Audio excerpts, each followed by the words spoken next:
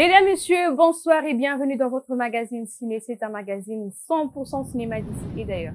Est-ce que vous êtes prêts à découvrir qu'est-ce qui est concocté pour vous cette semaine dans ce magazine? Alors, sans plus tarder, je vous laisse d'abord voir le sommaire, histoire d'avoir un petit aperçu. Et on revient tout juste après pour décoller. Au sommaire de ce nouveau numéro de Ciné 7 Magazine, la rubrique News s'attellera sur le film rapide Bad Boys 5 et autres. Tenez votre mal en patience pour découvrir la surprise de la semaine. Et prenez bien rendez-vous avec les prochaines sorties en salle dans la rubrique Nouveautés. Et l'actrice mexicaine Salma Valgaram Hayek fera le sujet de la rubrique Portrait. Ciné 7 Magazine, 100% cinéma d'ici et d'ailleurs. La saga policière iconique des années 90 à nos jours, Bad Boys, arrive avec un tout nouvel épisode. C'est parti. S'il te plaît, Mike, ralentis un peu. On est en retard. J'ai mal au ventre, Mike. Il me faut un soda. Allez, va prendre ton soda et rien d'autre.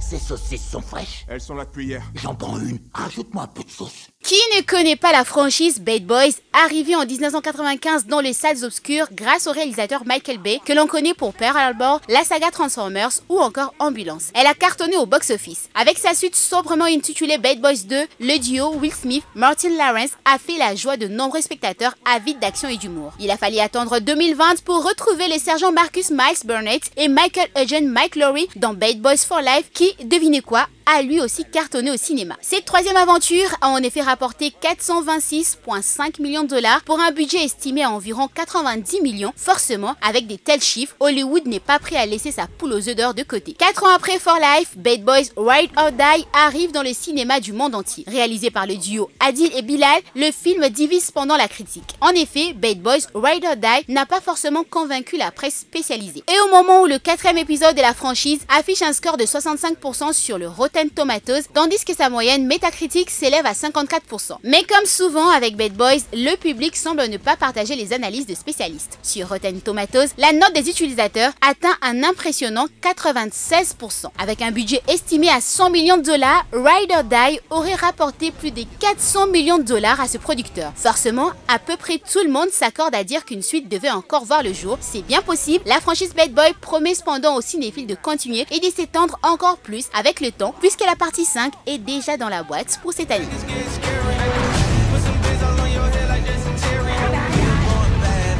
Faut que tu sois un badass, Mike. Bad boy. T'inquiète, je gère. Non, tu gères rien du tout.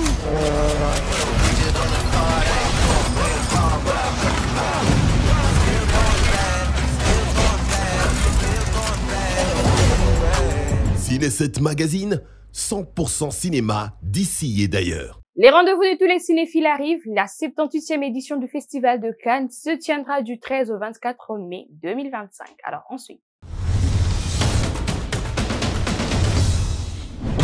Max Roland, j'ai jamais rencontré un pilote comme toi. Quand je visite, je me sens vivante. Mais sérieux, il s'est passé quoi? Pourquoi t'as arrêté? Promets-moi que tu rentres plus jamais dans un de ces engins. Je te promets. Sorti depuis le 16 avril dernier dans nos salles, Rapide, ce film qui raconte l'histoire de l'ascension d'une jeune fille qui rêve de conquérir Formule 1 dans le monde de course automobile. T'as mis les caisses? C'est parti. On n'a pas tous les jours la chance de se confronter à un vrai champion. Mais on se demande si et seulement si l'actrice de 17 ans, Paola Locatelli, a réellement été aux commandes de bolides qu'elle a roulé dans une majeure partie de séquences du film. Les bolides présentés en action dans ces films laissent sans voix, mais les critiques raffolent la toile depuis la sortie de Rapide. C'est plus stylé. C'est ça ton pilote? Vous êtes bien une fille au moins? Pardon? Je te préviens, j'ai un titre à défendre. Il va falloir sérieusement s'entraîner. Ok.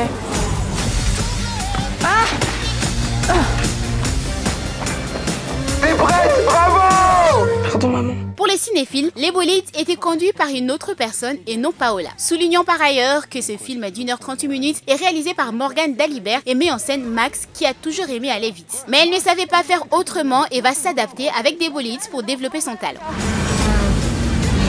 Allez, défonce les championnes!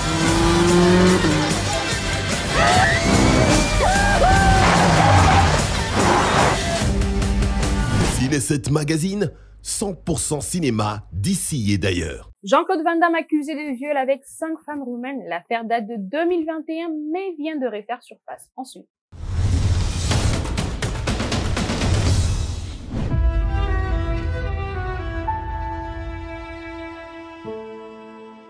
Les 78e éditions du Festival des Cannes 2025 se tiendront du 13 au 24 mai prochain au Palais des Festivals à Cannes. Pour cette édition, l'actrice Juliette Binoche a été sélectionnée comme présidente du jury. Le film Partir un jour a déjà été sélectionné pour film d'ouverture du festival. Il y aura entre autres plusieurs films qui seront classés dans différentes catégories dont la sélection officielle, hors compétition, film d'un certain regard, la caméra d'or, le prix EcoProd et tant d'autres. Avec déjà 135 films sélectionnés, Cannes se voit déjà prêt et s'attend à émerveiller les cinéphiles encore cette année.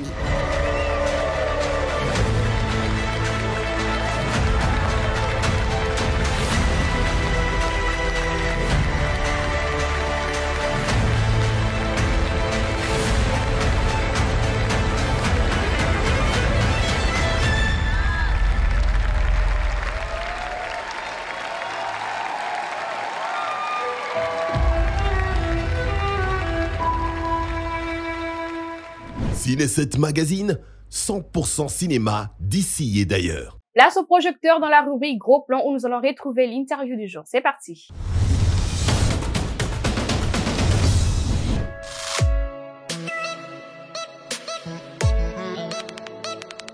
D'accord, je suis Brian Batoupé, je suis artiste visuel et cinéaste. Donc je suis là pour la bonne production de l'image et l'émouvante du cinéma, nouvelle, rebelle, en même temps futuriste pour le Congo.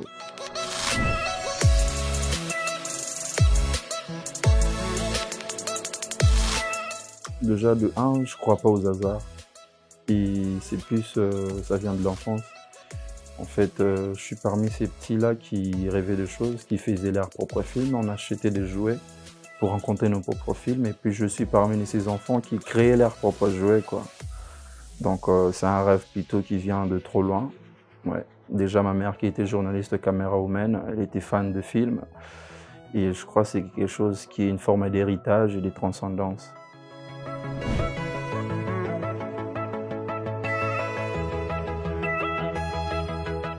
Bon, en fait, avant d'être dans le cinéma, j'étais d'abord dans la peinture.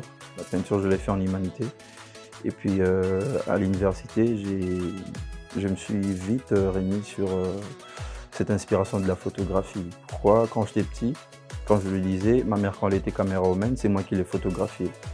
Et c'est moi-même qui photographiais même toute leur équipe, toute leur team. Et du coup, à venir en université, ma mère est morte en 2017. Et quand c'est venu ces moments, je crois qu'il y a beaucoup de choses qui m'ont refait surface sur ma tête, ça taraudait quand même mon esprit. Et c'est par là que j'ai vraiment attaqué sur la street photographie. Je commençais à photographier la population congolaise. Je commençais à photographier des photographies qui sont à la fois artistiques et contemporaines. C'est-à-dire que des photographies qui est basées sur des intentions, qui est à la fois démarche philosophique et artistique. Et c'est à partir de là, en 2017, que j'ai commencé maintenant à dire, bon voilà, pourquoi pas que mes images qui sont fixes, qu'elles ne soient pas animées. Et c'est par là que j'ai commencé à voir que non, voilà, je dois faire des expérimentaux. J'ai commencé par des vidéos expérimentales. C'est-à-dire que des vidéos qui expliquent pas naturellement à une forme de récit naturel, mais à une forme de rassemblage de séquences que moi j'ai trouvé artistiques et composites, qui m'aidaient à raconter quelque chose qui ne pouvait pas être à la fois déjà classique, mais quand je dis expérimental, c'est-à-dire qu'il y a des images qui évoquent des choses, mais c'est plus symbolique en fait. Et après là, j'ai côtoyé quelques masterclass, j'ai fait quelques workshops, donc je me suis dit, bon tiens, je crois que ça brûle en moi cette idée de faire vraiment le cinéma. Donc déjà, je voyais au film, à la télé, comment est-ce que les gens s'émouvaient, comment ils arrivent à avoir de l'émotion. Parce que transmettre de l'émotion était parmi mes désirs, mes souhaits que je voulais, quoi. Puisque quand on fait de l'art, c'est une forme de transmission d'émotion. Et donc dans le cinéma, il y avait encore plus d'émotions, plus que ça ressemblait tous les arts. J'ai fait la peinture, j'ai fait la scénographie, j'ai fait Tchétchéri, mais dans le cinéma, je me suis retrouvé qu'il y avait tout. Et dans le tout, c'est comme si tu devenais un docteur, tu as plusieurs outils, à toi maintenant de faire l'opération. Et à travers ces vidéos expérimentales, des workshops dans différentes sortes d'institutions et avec des rencontres avec des gens, puisque l'Académie déjà nous a aussi facilité une forme de rencontre, et il y a l'Institut français et autres qui nous ont permis à être devant de professionnels du métier qui nous a appris beaucoup de choses. Et je n'oublierai pas, j'ai rencontré une personne qui est vraiment superbe, qui a été comme un mentor pour moi, c'est Nizar Saleh. Il m'a pris quand je faisais encore la street photographie, et lui il faisait déjà du cinéma et la photographie. Il a organisé des trucs à l'académie comme de ciné-parc. On était là au parc en train de partager. Et je crois que c'est à partir de là qu'il y a des choses qui commençaient à refaire surface, quoi. C'est-à-dire qu'on te dit, bon tiens, tu as fait la peinture, mais tu sais qu'au cinéma, transformer ça en ça peut donner ça. En tout cas, il m'a beaucoup aidé, il m'a appris des livres, il m'a monté des livres. Il m'a dit, tu sais, après, il faut beaucoup lire. Et dis-moi, qu'est-ce que tu connais déjà dans tout? Je lui ai dit ce que je connaissais. Et après, il m'a commencé à me faire de feedback. C'est comme ça que j'ai évolué avec le cinéma. Et après, on a fait un premier clip avec lui, de Céline Banza, Namileli et Terembi, je crois, ouais. Et petit à petit, on arrivait à comprendre c'est quoi la composition de faire un film. Puisque un film, c'est tout ce qui va avec, c'est comme un choral. Donc, il y a des dirigeants, à part les dirigeants, il y a des altos, basses, ténors, etc. Donc, le tout, il faut qu'ils soient en harmonie pour mieux raconter une histoire. Et c'est par là que j'ai mes premiers pas. J'ai fait mes premiers expérimentaux, films documentaires sur l'eau, sur la pluie. Comment est-ce que la pluie est arrivée à ravager Kinshasa. Et dans mon film, là, il y avait des petits-enfants qui s'en sortaient, qui aidaient à la fois des gens en cours de route et à la fois eux-mêmes qui s'aidaient pour arriver là où ils devaient arriver pendant qu'il y avait le marais, il y avait tout ce qui empêchait, quoi. Et après ça, j'ai continué encore avec des workshops, je ne me suis pas laissé. Et je dirais chaque niveau, au moment où j'atterrissais pour faire une chose, après ça, j'avais des rencontres, j'avais des retours, des feedbacks qui m'aidaient à continuer, à poursuivre ce que je voulais. Donc je dirais que c'est comme ça qui m'a ramené directement à faire un film en 2023 des Kinshasa.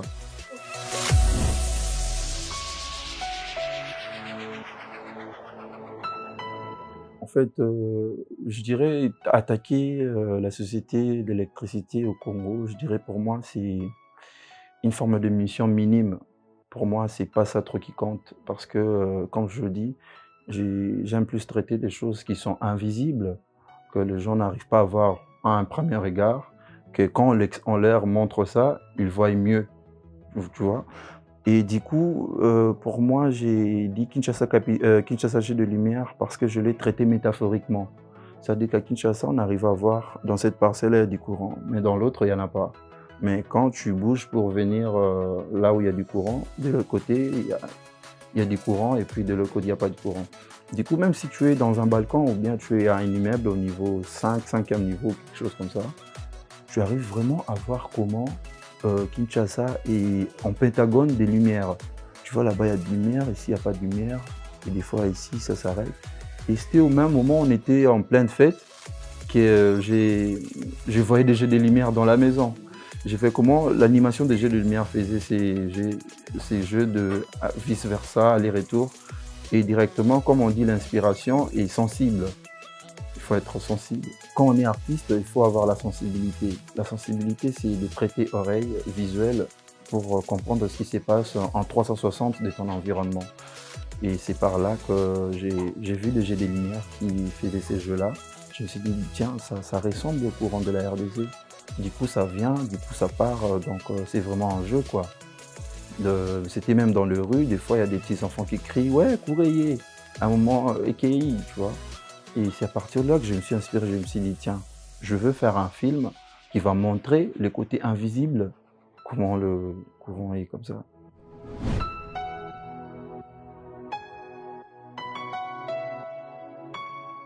D'accord. Dans chaque de mes documentaires, j'essaie de ramener un côté expérimental qui est de sortir du cadre du classique.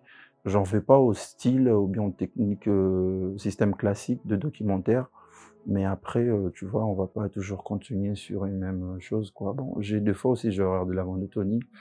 Donc, du coup, tout ce qui est cinéaste qui ont fait des documentaires, je pense pas que le tout, ce sont des artistes, tu vois.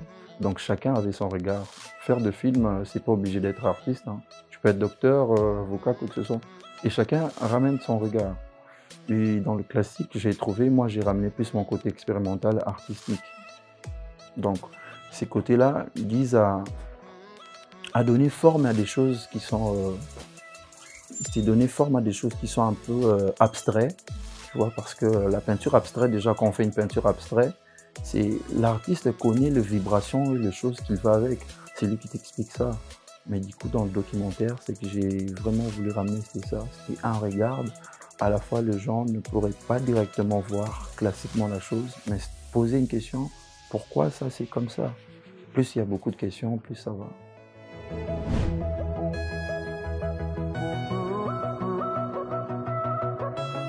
Ouais. La spiritualité, pour moi, je ne prends pas ça d'une même manière comment c'est défini à un regard extérieur. Je prends plus d'un regard intérieur. C'est-à-dire que la spiritualité, pour moi, c'est une forme de science. C'est une science. Parce que si je te dis que, voilà, on va aller sur une forme d'exemple un peu typique, bizarre, je me suis dit, tiens, comment est-ce qu'à l'ancien temps, il y a des féticheurs qui regardaient des gens avec un bassin d'eau? Il y a de l'eau dans un bassin et puis on te voit de là où tu es, quoi. Du coup, c'est une espèce d'appel vidéo.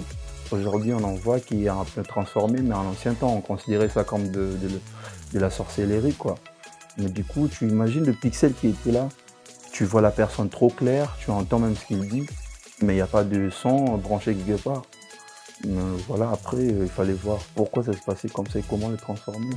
Donc la spiritualité, c'est une base, c'est son base des choses. Et la spiritualité, pour moi, c'est vraiment important dans ce que je fais.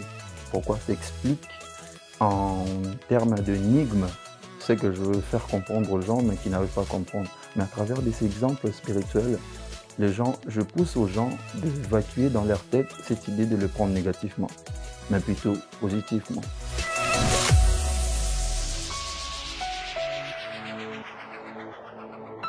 Pour ceux là qui vont me suivre, que ce soit cinéaste ou pas, je pense que si vous faites une chose, déjà de 1, ayez cette motivation à 100% de faire cette chose, ou carrément laisser. Et de 2, rêvez. Rêvez vraiment assez. Je veux dire un slogan que je veux le répéter encore après, c'est « On peut nous empêcher de dormir, mais on ne peut pas nous empêcher de rêver ». Moi, je pense que rêver, ça peut changer quelque chose dans mon pays. Puisque après rêver, c'est se réveiller et puis réaliser ses rêves. C'est ça. Donc, il faut que ma nation quitte du côté négatif qu'il est en train de foncer à fond. Puisque la négativité, ça nous creuse nos propres trous. Donc, je pense qu'on devrait penser des choses positivement. Exemple, tout ce qui se passe à l'RDC, tout le monde connaît la situation, on est conscient de tous. Mais c'est quoi cet élément déclencheur qui va faire en sorte de quitter un poids d'un point A à un point B ou bien à un point Z? C'est quoi? C'est un élément déclencheur. Et ça vient d'où? Qui doit le déclencher? Donc on doit se prendre en charge de nous-mêmes, d'être mature de nous-mêmes et de rêver et de se réveiller et d'accomplir ses rêves. Voilà. Ciné 7 Magazine, 100% cinéma d'ici et d'ailleurs. Et on poursuit avec les nouveautés, c'est-à-dire quelques bandes annonces sélectionnées et surtout prévues pour cette semaine. C'est parti.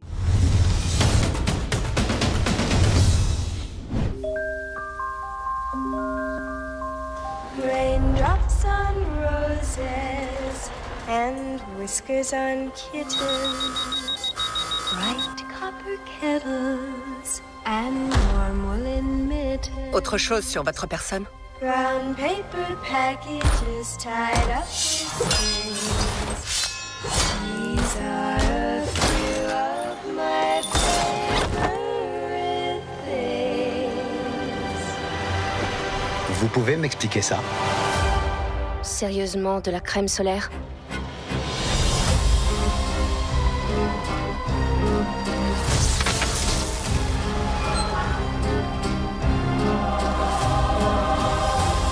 C'est la toute première fois que tu retournes dans une école de ton plein gré.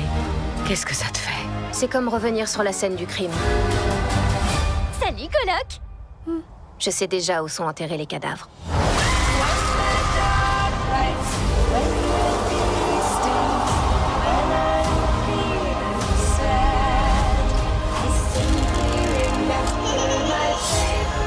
Jouons à la poupée. En vrai, je la trouve un peu flippante, mais ses boucles sont super douces. Parce que ce sont de vrais cheveux humains.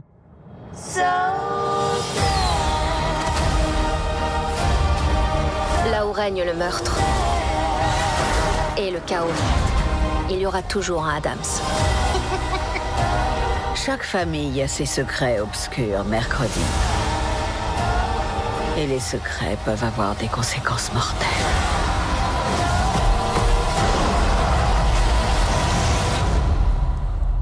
Inutile de t'inquiéter pour moi, mère. Je suis toujours meilleure dans l'obscurité.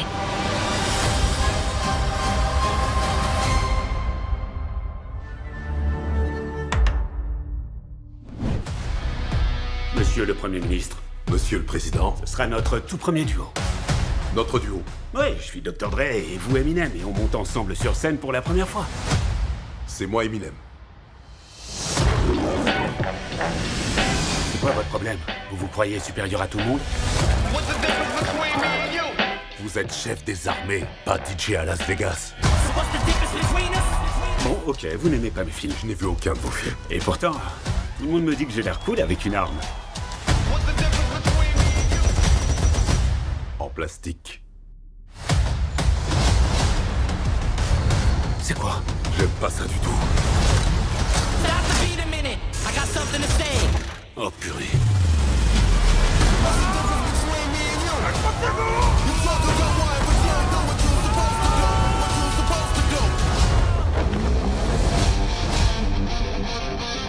On vient de survivre à la pire faille de sécurité de l'histoire. La cavalerie va arriver. Gardez votre flegme britannique. Quoi de neuf, les gars? Ouais, là on va se faire ratatiner. Mais non, ils ont l'air sympas.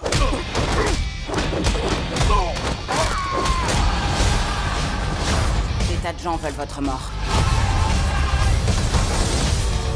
Ma mission, c'est de vous conduire jusqu'au lieu le plus sécurisé de ce continent. Et où est votre équipe? Je travaille seul maintenant. Alors, c'est quoi le plan? À chaud, là, j'en ai pas. Réfléchissons et vite. On n'est plus au cinéma, là.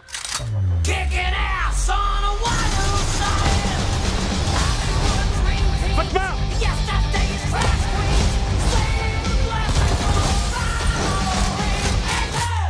C'est qui le super-héros, hein?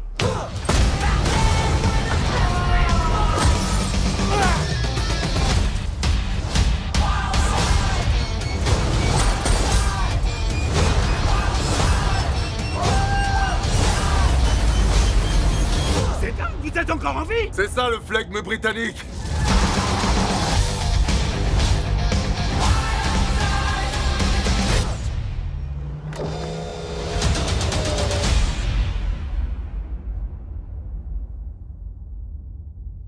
Ciné7 Magazine, 100% cinéma d'ici et d'ailleurs. Pour ce numéro, c'est le portrait de l'actrice, réalisatrice et productrice Salma Hayek que l'on a copieusement tracé pour vous. Alors suivez. Si séduisant. Synonyme de richesse, de style, de pouvoir. Mais c'était aussi une malédiction.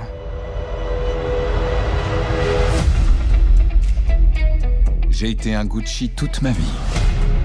Ton nom, il est dans les livres d'histoire. Paolo, tu es un Gucci, alors habille-toi en conséquence. C'est chic. Couramment appelée Salma Hayek, parfois Salma Hayek Pinot, c'est une actrice, réalisatrice et productrice mexico-américano-française née le 2 septembre 1966 à Coatzacoalcos, état de Veracruz, au Mexique. Elle est révélée durant les années 90 sous la direction de Robert Rodriguez avec Desperado sorti en 95, Une nuit en enfer sorti en 86 et The Faculty sorti en 98. Elle évolue parallèlement dans des films souvent attendus, Studio 54 sorti en 98, Dogma en 99, Wild Wild West en 99. En 2002, elle est à la tête d'affiche du film biographique Frida de Julie Taymor qu'elle produit également. Sa performance dans le rôle de Frida Kahlo lui permet de décrocher une nomination à l'Oscar de la meilleure actrice. Par la suite, elle enchaîne le projet commerciaux, tête d'affiche de Coup d'éclat sorti en 2004 ou Bandidas sorti en 2006, puis second rôle dans le comédie potage comme Copain pour toujours sorti en 2010 et Prof poids lourd sorti en 2012. Parallèlement, elle accepte d'être tête d'affiche de films indépendants, puis passe cependant inaperçue comme Americano sorti en 2011 du français Mathieu Demy ou Les drames un jour de chance sorti en 2012 de Alex de la Iglesia. Elle accède de nouveau à la reconnaissance critique avec 2 projets ambitieux et parvient à livrer des performances complexes, tout d'abord pour le film fantastique Tales of Tales sorti en 2016 de Matteo Garonne, puis la satire sociale Béatrice at Dinner sorti en 2017 de Miguel Arteta. En 2021, le grand public la retrouve dans le long métrage House of Gucci réalisé par Ridley Scott.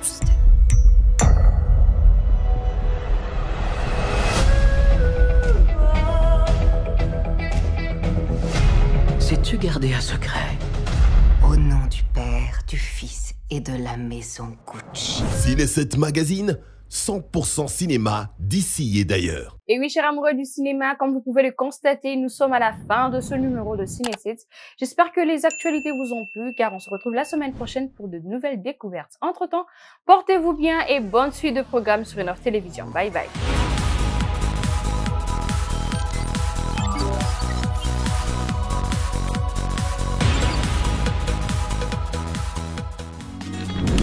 Innov TV, vivez la télé dans sa dimension créative.